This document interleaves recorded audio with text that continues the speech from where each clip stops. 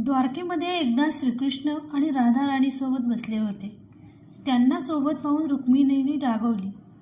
दिंडीरवन म्हणजे सध्याचे पंढरपूर येथे दिंडीरवनात निघून गेली.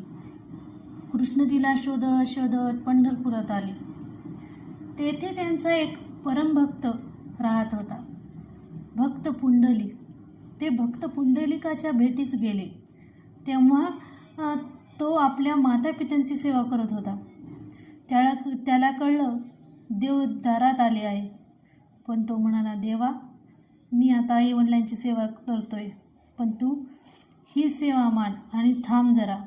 पुंडलिकाने एक वीट खाली टाकली आणि म्हणाला, याच्यावर उभं राहा, मी आलोच. आई वडिलांना निद्रा लागल्यावर पुंडलिक भगवंताजवळ आला आणि त्याची माफी मागू लागली.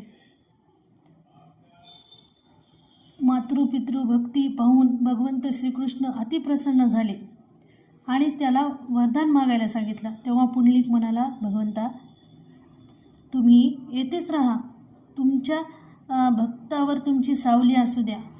बघा, देव खरोखर तेथेच उभा राहिला. हात कमरेवर ठेवून भक्ताच्या सेवेला मान देऊन तो श्रीकृष्ण जो विटेवर उभा राहिला, म्हणूनच आज आपण त्याला विठ्ठल म्हणून ओळखतो. हा पंढरीचा राजा साधा पण तेजस्वी, ज्याच्या हातामध्ये एकही शस्त्र नाही, डोळ्यात करुणा आणि कमरेवर हात ठेवून तो वाट पाहतो आपल्या भक्तांची, त्या वारकऱ्यांची, जे शेकडो मैल चालत पांडुरंगाचे ध्यान करत करत करत त्याच्या भेटीसाठी येतात. मग तुम्ही कधी जाताय विठ्ठलाच्या भेटीला? रामकृष्ण हरी.